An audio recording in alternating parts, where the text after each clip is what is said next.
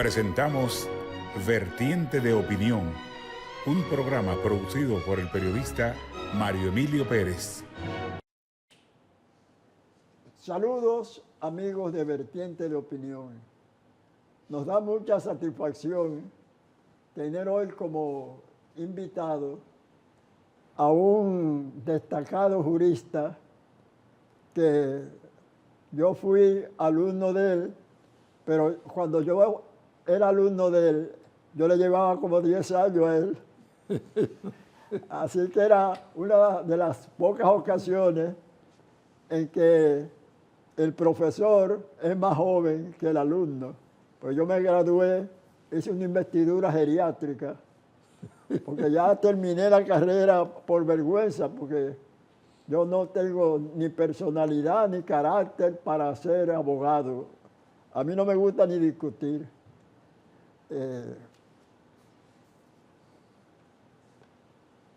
El gran jurista invitado nuestro hoy, sus iniciales son, ya ustedes saben, es un hombre que fue vicepresidente de la República y además su destreza en el área laboral es increíble, increíble. Rafael, ya yo tengo hasta la virtud de intercambiar con él con mucha familiaridad porque nuestra amistad es de añeja data. Así es que volvemos después de esta pausa.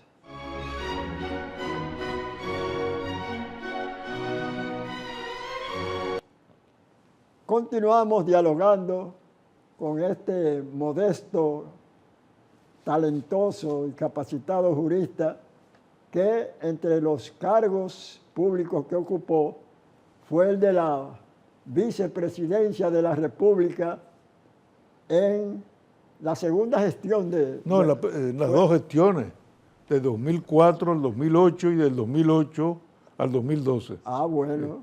Sí. Bueno, ahí demostró Leonel Fernández que tiene una buena visión de las personas, porque ¿quién mejor? Porque tú fuiste profesor de él en la UAS. Sí, fui profesor de él en la universidad, en la UAS, sí. Sí. Sí. Y ahora, como es natural, a diferencia de otros, que cuando los líderes bajan del poder, descubren de pronto que no tienen afinidad ideológica ni de personalidades. Pero usted, yo lo sabía, que iba para la Fuerza del Pueblo, como una manifestación de lealtad y de gratitud al hombre que lo valoró, Entonces la pregunta se cae de la mata. ¿Cómo ves la Fuerza del Pueblo en la actualidad en cuanto a su fuerza en la sociedad dominicana? Pues mira, es un partido de apenas 5 años. Comenzamos a organizarnos a partir de octubre del año 2019. En las primeras elecciones que participamos, un año después de fundado, apenas llegamos a un 8%. Y luego, 4 años posterior, ahora en el 2024, alcanzamos casi un 30% de la votación. Es decir, nos convertimos en la primera fuerza de oposición. Fíjate que al PLD, a nuestro antiguo partido, le costó 24 años llegar al poder. Yo fui candidato a la vicepresidencia con Juan Bosch en el año 1978 y el partido, el PLD, apenas alcanzó el 1%. Y luego, 4 años después, no llegó al 10%. Sin embargo, la Fuerza del Pueblo, con apenas 5 años, en el 2024, se transformó, se convirtió en la principal fuerza de oposición, con casi un 30% de los votos, a pesar de todo ese derrame que hubo de recursos de parte del gobierno, que pues fue un desborde, un exceso de tirar a la calle toda una serie de, bueno, comenzando por el propio programa de protección social Supérate, que lo convirtieron en un programa de clientelismo político para tirar bonos a cambio de voto, podríamos decir. Y a pesar de todos esos obstáculos, nosotros logramos un 30%, ahora estamos inmersos en nuestro Congreso, que va ya a elegir las autoridades definitivas del partido, porque hasta ahora pues son autoridades provisionales, y por supuesto, aparte del Congreso, trabajando dentro del partido para advertir, prevenir y sobre todo reclamar que se tomen y adopten las medidas que sean necesarias para beneficio de nuestro pueblo. Como de los escasos políticos dominicanos de resiedumbre intelectual está el doctor Rafael Alburquerque. La pregunta también, como la primera, es ineludible. ¿Qué piensas tú en la actualidad de la posición caudillesca, vamos a usar el término, que tiene dentro de tu partido el doctor Leonel Fernández? Se podría decir ya, sin la menor temor a que pueda ser desmentido, que el doctor Leonel Fernández, a pesar de haber sido durante 3 periodos presidente de la República, será el candidato presidencial en 2028? Mira, eso no creo que, lo primero que aclaro que no creo ni puedo participar de la opinión de que Leonel Fernández sea un caudillo. Históricamente aquí el caudillismo fue un fenómeno que se dio durante la época anterior a Trujillo. Prácticamente Trujillo, cuando llega al poder en el 1930, acaba con todos esos caudillos regionales. El propio desarrollo del país, ya incursionando en el sendero del capitalismo y con la modernización del Estado, el caudillismo ya es un fenómeno del pasado, de la época de la montería. Ya eso no existe en la República Dominicana. Sería mejor utilizar entonces el término que es más frecuente en la política dominicana, de líder mesiánico. No, yo creo que simplemente Leonel Fernández es un líder importante, como lo fue Peña Gómez en su momento, como lo fue Joaquín Balaguer. O sea, son líderes que trascienden más allá de un solo periodo. Fíjate el caso de Peña Gómez. Nunca fue presidente de la República, pero es un líder de masa que todo el mundo lo reconoce como tal. Y el caso de Balaguer, que se postuló varias veces. Ahora, en el 28, ¿qué puede pasar? Bueno, ya veremos, falta mucho tiempo para el 2028. Muchos, obviamente, apoyarán al presidente Fernández porque es, por el mismo hecho de haber ocupado la presidencia, tiene una dimensión política, social, un peso que le da el prestigio de haber sido presidente de la República, y eso pues lógicamente es una carta ya de triunfo para la fuerza del pueblo, pero no significa que necesariamente uno pueda decir en estos momentos que va a ser el candidato. Ahora mismo vamos a tener elecciones internas, probablemente a finales de año. Bueno, y todas las plazas del partido, incluyendo la presidencia del partido, tienen que someterse a un proceso interno, a elecciones internas, e incluso Leonel Fernández tendrá que ir a elecciones internas y revalidar su liderazgo. De manera que hay que apreciarlo, verlo de esa forma. Bueno, parafraseando a Gabriel García Márquez, la postulación a la presidencia de la Fuerza del Pueblo del doctor Leonel Fernández es la crónica de una candidatura anunciada.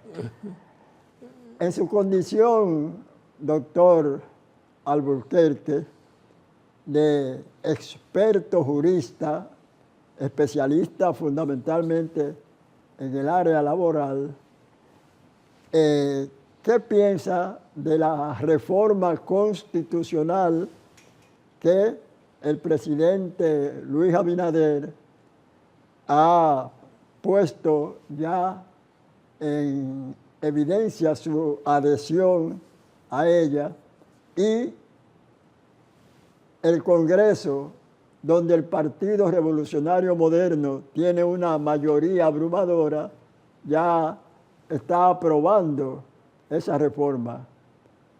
No sé si cuando usted conteste esta pregunta, hablará el dirigente de la Fuerza del Pueblo o el erudito jurisprudencial. Mira, las dos cosas. Yo creo que es una reforma que no era necesaria en estos momentos, es una reforma innecesaria, no era necesaria. Yo creo que una reforma, en vez de necesaria, podríamos decir una reforma de necedad, una reforma para satisfacer egos, para satisfacer vanidades, porque tú examinas los temas y tú dices, bueno, ¿y a qué viene esto?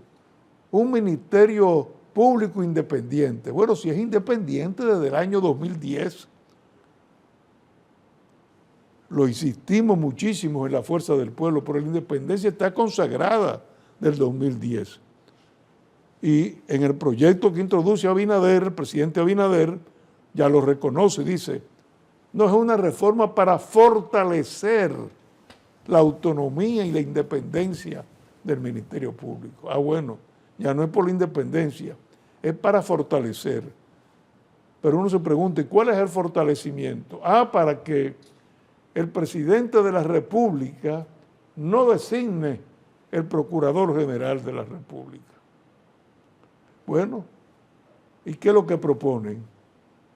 Que lo designe el Consejo Nacional de la Magistratura. Pero a propuesta del presidente de la República. Si el Consejo de la Magistratura dice no, el presidente propone otro, entonces, en el fondo, ¿quién lo sigue proponiendo? El presidente de la República. Ahí recuerdo cuando sucedían estas cosas, lo que decía Juan Bosch, no juegue, imagino. O sea, no me venga con ese cuento. El presidente va a seguir designando, como debe ser y como lo es en todas partes del mundo. En Estados Unidos, ¿quién lo designa? El presidente. En España, el presidente. En Francia, el presidente. De manera que, ¿para qué cambiar la Constitución para eso? Luego, la unificación de las elecciones. Unificar las elecciones. Bueno, yo creo que hay que fortalecer el poder municipal. Juan Pablo Duarte hablaba de que era el cuarto poder del Estado. Entonces, si tú unificas las elecciones municipales con las elecciones presidenciales, pues sencillamente impide que los electores municipales, que son los que están en contacto directo con el alcalde y con los regidores, pues puedan tener esa opción. Y sencillamente va a haber un arrastre de las presidenciales arrastrando las candidaturas municipales. Yo creo que fue una conquista democrática el separarla. Es más, la propia Junta Central Electoral, cuando le preguntaron, le consultaron, no se pronunció sobre el fondo, pero dijo, señores, meter todas las elecciones en un mismo año va a crear un problema muy serio en el conteo de los votos para la Junta Central Electoral. ¿Y qué decía la Junta Central Electoral? Manténganla como está, que sea en febrero una y en mayo otra, o sepárenla por 2 años como era antes, que es la posición que yo apoyaría. Luego, reducir el número de diputados. Bueno. ¿Y cuál es la finalidad de reducir? Ahorrar unos chelitos. Pero para ahorrar unos chelitos, vuelvan al presupuesto del 2019 en lo que se refiere a la administración pública. Con eso se ahorran 100,000 millones de pesos, con todas las botellas que han nombrado. Entonces, ¿para qué la reforma constitucional? Es una reforma totalmente innecesaria, pero bueno, el gobierno entendía que eso satisfacía su vanidad. Es un capricho, una necedad, no una necesidad. Y en cuanto a lo de blindar el asunto de los periodos presidenciales para que la reelección solo pueda ser por un periodo. No, ni siquiera eso, son 2 periodos, una reelección como en Estados Unidos, 2 periodos y nunca más. Eso existe en la Constitución actual. Entonces no hay por qué modificarlo. Ellos dicen, ¿qué es lo que han hecho? Que esa cláusula nunca podrá ser cambiada. Eso es lo único que han hecho. Igual que como el gobierno civil, democrático, republicano, representativo, nunca puede ser cambiado, lo que llaman la cláusula pétrea. O sea, una cláusula que es inamovible, una cláusula que no se puede cambiar nunca. Pero como dicen los constitucionalistas, al fin y al cabo, a pesar de que sea una cláusula pétrea, o sea, petrificada, eso es imposible. Las generaciones futuras, dentro de 10, 15, 20, 30 años, la cambiarán. El gobierno ahora dice, gobierno civil, republicano, democrático, es una cláusula pétrea. Hoy si viene una revolución socialista no la va a cambiar.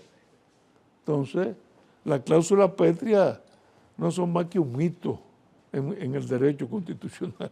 No, sobre todo en un país como la República Dominicana, con una accidentadísima historia política. Eso es increíble. Pero, ahora, yo creo que eso ha sido una distracción para que no hablemos de la reforma fiscal, que es en la que uno tiene que poner la atención en estos momentos, porque esa reforma fiscal le va a doler duro, pero muy duro, a la clase media y a los trabajadores dominicanos. Esa sí es una reforma con la cual uno tiene que hablar, porque nos van a dar duro en los bolsillos, comenzando por el ITEVI. Solamente se exceptúa del ITEVI 5 o 6 artículos, como el arroz, la habichuela, el pollo. De la llamada primera necesidad. El azúcar, bueno, 8. Pero a la sopita te la van a aumentar el 18%. Y otras carnes que no sean pollo, 18%. O sea, ¿quién va a pagar la reforma fiscal? El pobre la va a pagar.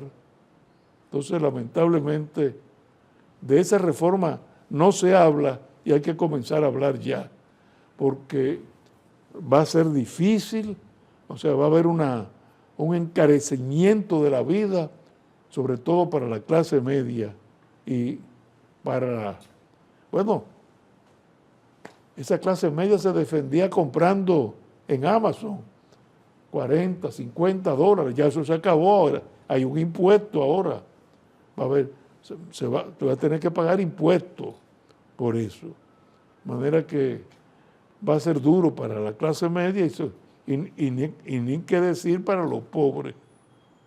Y todo trabajador que gane más de 52,000 pesos tiene que hacer declaración jurada.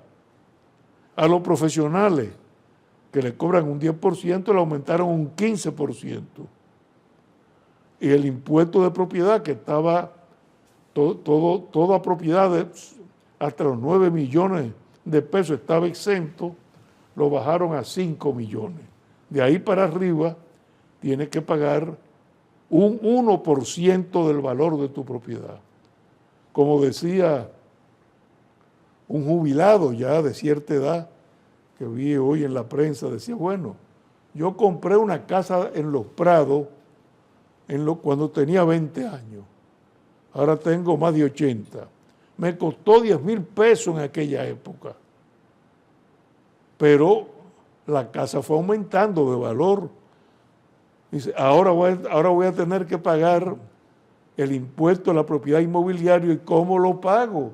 Porque mi pensión sigue siendo la misma. Entonces, ¿qué va a hacer ese pobre envejeciente, esa pobre persona ya jubilada que no tiene fuerza ya para trabajar y que vive de una pensión? Pero le van a meter ahora el impuesto a la propiedad inmobiliaria. Entonces, ese es el tema que realmente, mientras tanto, nos están distrayendo de que no, que reforma constitucional, que es una reforma laboral.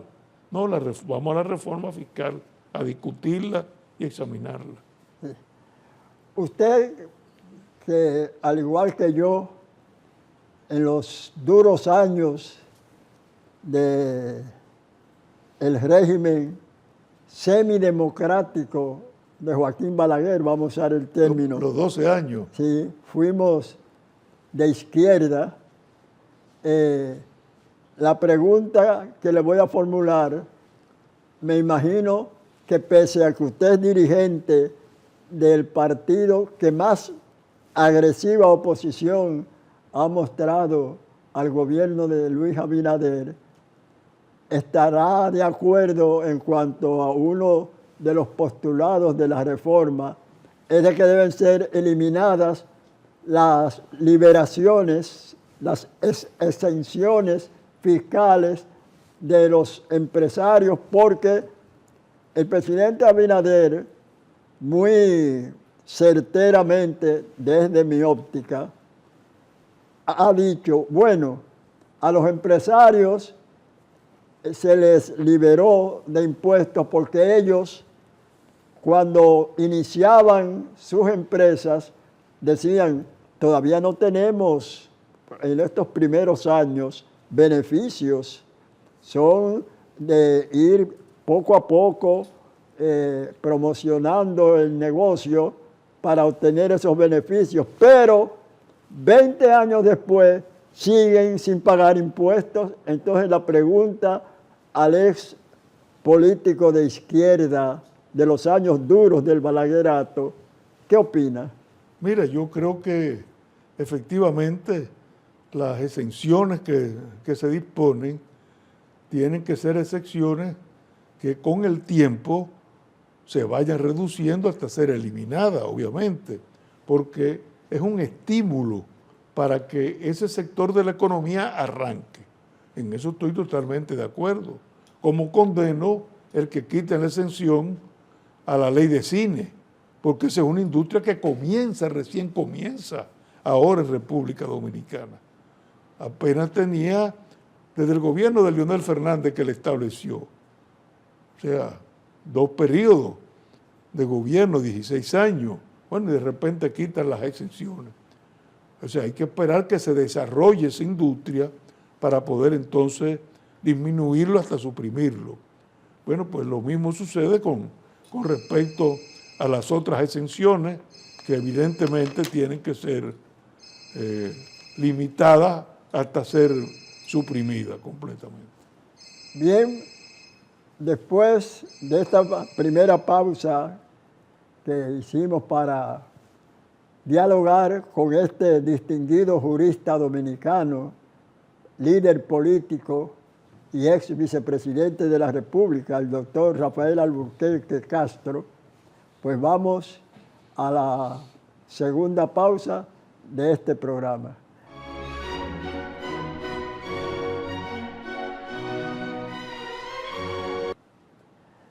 Bien, aquí yo, por el natural temor a la pandemia del coronavirus, estaba haciendo por Zoom y Skype desde mi hogar el programa, pero ya, como la pandemia ha ido, ¿verdad?, poco a poco perdiendo vigencia, ya incluso yo voy a los sitios, algunos muy concurridos, con mascarilla, y la gente me mira como raro, porque ya la mascarilla viene siendo como un objeto de escaso uso, de muy escaso uso.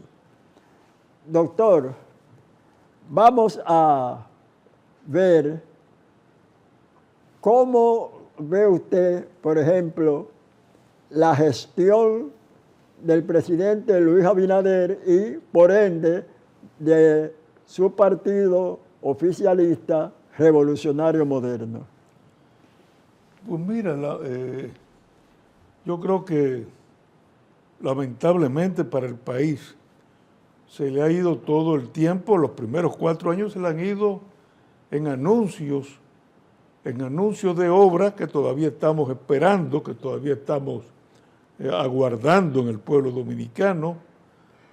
Tú tomas los 4 discursos de rendición de cuentas del 27 de febrero y te das cuenta que es una repetición de anuncios.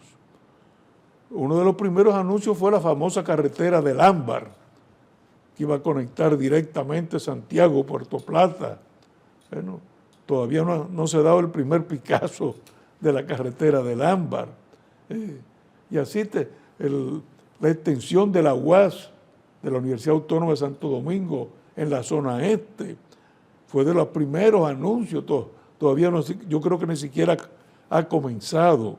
Entonces, ha sido un gobierno de anuncios, un gobierno mediático.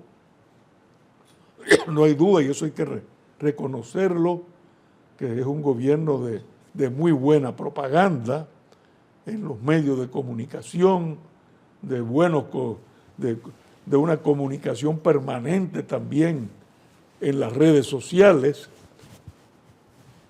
Como yo utilizaría la expresión del pueblo: mucha espuma y poco chocolate. Yo creo que así se podría definir el gobierno: mucha espuma y poco chocolate. O sea, realizaciones no ha habido, pero sí un gobierno, vamos a decir, ha sido el gobierno del espectáculo, para utilizar también la expresión de otro escritor, en este caso de Vargas Llosa. La civilización del espectáculo, este es el gobierno del espectáculo.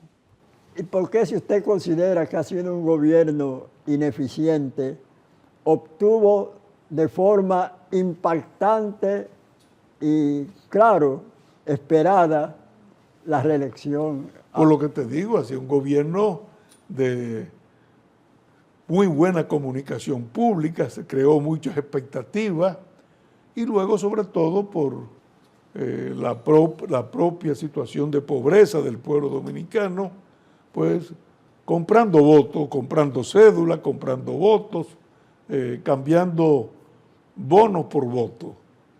O sea, casi 3.000 millones de pesos tiraron a la calle en los meses previos a las elecciones. Y uno iba a las mesas electorales y veía obviamente cómo estaban pues buscando votos a precio, bueno, te doy tanto con la finalidad de que votes por mí o con la finalidad de que te quedes en tu casa. Sí entiendo que es una persona que está identificada con un partido de la oposición. Entonces, el mismo gobierno pues del espectáculo, de la propaganda, de las realizaciones en el papel, eso provocó precisamente esa votación en las elecciones de ahora que acaban de pasar. ¿Qué le dice al jurista experimentado el hecho de que durante años no ha podido el Código Penal aprobarse? Y ya usted sabe cuál ha sido la principal causa de que no se apruebe, y es esa lucha enconada que están librando, por un lado, los sectores que consideran que las tres causales son circunstancias verdaderamente asequibles, aceptables y hasta populares para la aprobación. Pero fundamentalmente las religiones se oponen con el término pro vida al aborto. Su opinión. Mira, tú acabas de decirlo, el Código Penal no se aprueba precisamente por ese punto nodal de el aborto y las tres causales. Por eso no se aprueba. Por eso se ha hablado mucho de que, bueno, aprobemos el Código Penal y ya discutamos el asunto, el otro tema, en un proyecto de ley especial, en una ley especial. Ahora, desde el punto de vista personal, yo te diría lo siguiente, Mario Emilio. Yo creo que todos esos temas que caen en lo que es la concepción cultural, la concepción religiosa, la percepción que tiene cada quien de un determinado tema, el tiempo se encarga de dar la respuesta. Te pongo dos ejemplos. En 1963, la Constitución de Juan Bosch, en 1963, igualaba el hijo natural al hijo legítimo. E incluso establecía que ambos heredaban por igual y no con la diferencia que establecía el Código Civil. Bueno, en aquella época, 1963, fue en aquel momento decir, señores, se quiere destruir la familia. Bueno, ¿y qué resultó? Ahora en la Constitución del 2010 está establecido, la Constitución de Leonel Fernández, está establecida esa igualdad de hijos. No hay diferencia entre hijos legítimos y naturales. Nadie dijo nada, porque los tiempos han cambiado. Claro. El concubinato, cuando tú estudiaste, cuando yo estudiaba, no producía derechos. Bueno, no hay ninguna ley que haya cambiado eso. Sin embargo, la Suprema Corte de Justicia ya tiene varias decisiones estableciendo que hay derechos también en el concubinato, siempre y cuando los que vivan en unión libre sean solteros. De manera que, bueno, en el 63 eso fue un escándalo, sí, de que se reconociera que producía efectos legales la unión libre. Hoy nadie discute eso. O sea que el tiempo se va encargando de resolver esos temas y yo estoy seguro que un día vendrá también con este tema del aborto que los tribunales terminarán de pronunciarse. Y en una forma o en otra, en Estados Unidos, después de muchos años de legalizado, ahora la Suprema Corte lo ha limitado, lo ha restringido, ha establecido que es un derecho de los estados. Bueno, pues lo mismo va a pasar con las tres causales. Llegará un momento en que estará también discutiéndose en los tribunales. Hemos dejado para la parte final lo alusivo al experto en derecho laboral, derecho del trabajo, que es el doctor Rafael Alburquerque, que uno aprendía con él mucho cuando fuimos sus alumnos y además es autor de volúmenes acerca de esa área del derecho. Hay algo que tiene paralizado el diálogo entre los sectores empresariales y sindicales, sobre todo porque los empresarios no han logrado que sea eliminada esa cláusula mediante la cual en el derecho laboral, cuando se despide a un empleado, a un trabajador, o él renuncia, las sumas que la ley establece para esa disolución del contrato hace que, dicen los empresarios, que los lleva casi a la quiebra, su opinión como una opinión que va a ser archiautorizada sobre ese tema. Pero mira, muy simple, sobre todo para que los amigos televidentes lo entiendan. Si yo hago un contrato contigo, el contrato es una ley entre las partes. Bueno, ¿cómo se puede romper ese contrato? Por un acuerdo entre tú y yo. O sea, tenemos un contrato de alquiler. Bueno, no queremos seguir, tenemos que hablar tú y yo para disolverlo. En el caso excepcional del contrato de trabajo, el contrato de trabajo puede ser anulado, puede ser abolido, puede ser disuelto por el empresario sin alegar causa. Es el único caso, el único contrato que se puede disolver unilateralmente. Bueno, pues lógico, si usted lo disuelve unilateralmente y le dice al trabajador, váyase de aquí porque, bueno, porque a mí me da la gana, la ley me lo permite, bueno, pues págame algo. O sea, la cesantía no es más que una indemnización por romper el contrato, una indemnización en daños y perjuicios. Una indemnización que favorece incluso al empleador, porque si no se establece, el juez la va a establecer y va a decir, usted rompió el contrato sin causa, entonces usted tiene que pagar daños y perjuicios. ¿Cuánto? Yo lo fijo soberanamente, mientras que ahora la ley lo fija.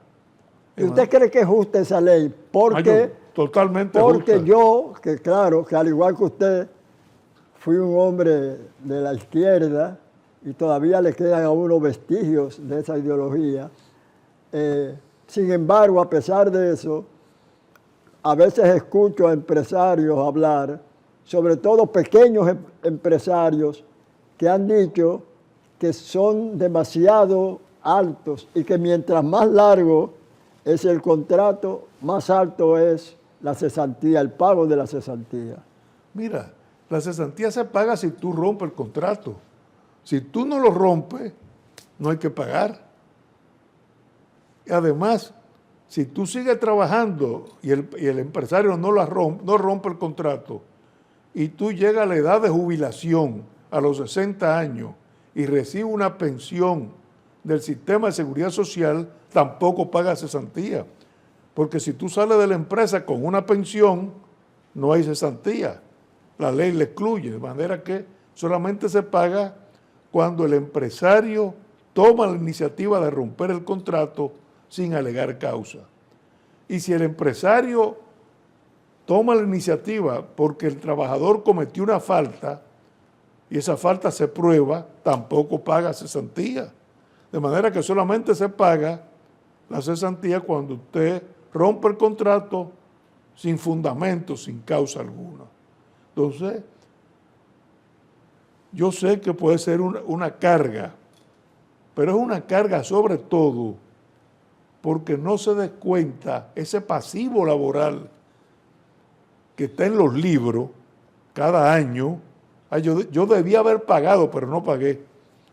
Y está en los libros, eso no se descuenta del impuesto sobre la renta. Y el gobierno, obviamente, ningún gobierno quiere ceder, porque los gobiernos son como los monos, cuando agarran, no sueltan. Bueno, entonces, ¿por qué hay que sacrificar al trabajador limitando la cesantía? Que se sacrifique el gobierno y que lo que el empleador registre en su libro de contabilidad como pasivo, que sea descontado del impuesto sobre la renta.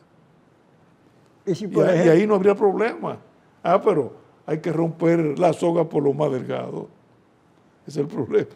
Y si, por ejemplo, la única forma, la única excepción en que la soga no se rompió por lo más delgado fue cuando Trujillo despidió a Arturo Logroño. Así que era muy gordo. Sí, que es la primera vez que dijo él, que era la primera vez que la soga se rompía por lo más grueso.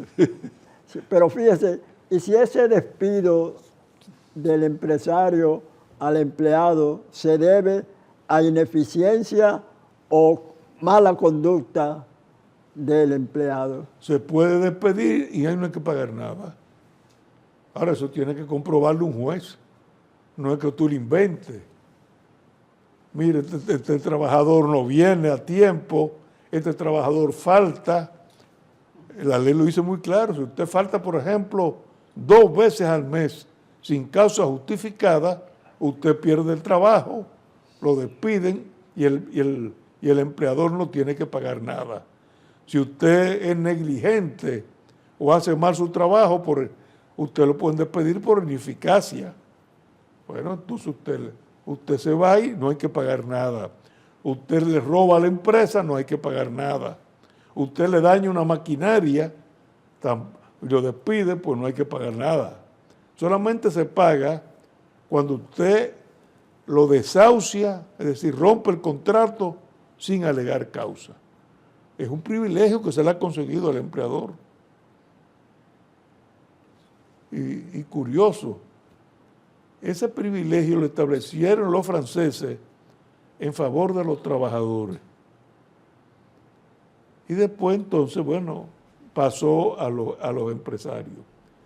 Y lo establecieron los franceses en favor de los trabajadores porque los franceses dijeron, bueno, si el contrato es por tiempo indefinido y el trabajador no puede romper unilateralmente el contrato, estamos restableciendo la esclavitud.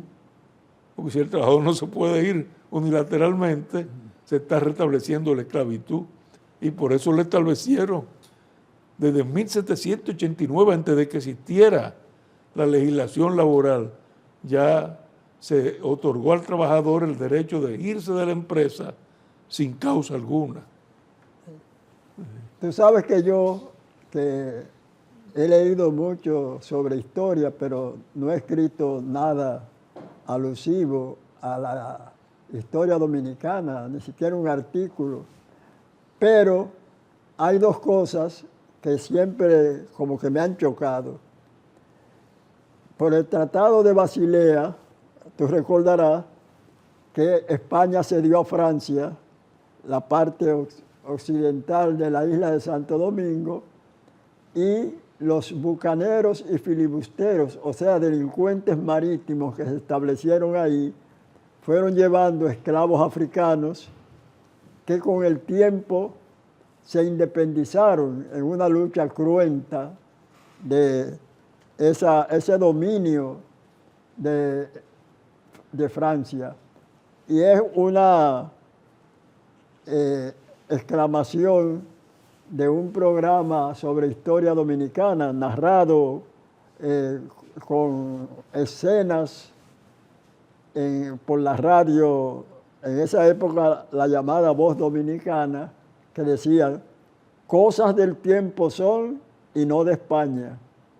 Y otra cosa que me choca y he discutido con muchos historiadores, sobre todo con nuestro directo amigo Juan Daniel Balcácer, ¿por qué se venera o se encumbra en forma elogiosa a Máximo Gómez cuando él combatió al lado de los anexionistas españoles contra los restauradores dominicanos? Y se va entonces a Cuba a luchar por la independencia por la que no luchó aquí. ¿Qué tú opinas? Aunque ya quedan pocos minutos. Bueno, solamente te lo digo muy brevemente, como decía José Martí, el sol nos alumbra y tiene mancha.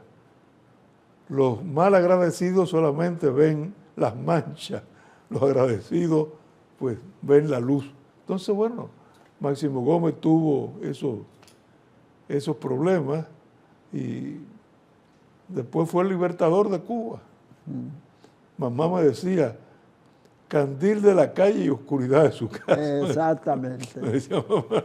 Porque con diversos argumentos, aquellos que yo he dicho que Máximo Gómez no debe ser reverenciado aquí, porque si usted lucha contra su patria, ¿por qué su patria tiene que exaltarlo a la inmortalidad patriótica? Bueno, señores, ha sido un placer, como siempre. Yo me convierto en alumno cuando entrevisto al doctor Rafael Alburquerque, porque siempre sus argumentaciones son valederas y además con esa capacidad, caramba, solamente su modestia lo hace que no se vanaglorie él mismo, es muy modesto. O quizás es como un amigo mío que yo le dije, pero tú eres muy vanidoso. Y él me dijo, vanidoso yo, que nunca he tenido el valor de reconocer que soy un genio. Hasta la próxima. Hemos presentado Vertiente de Opinión, bajo la conducción del periodista Mario Emilio Pérez.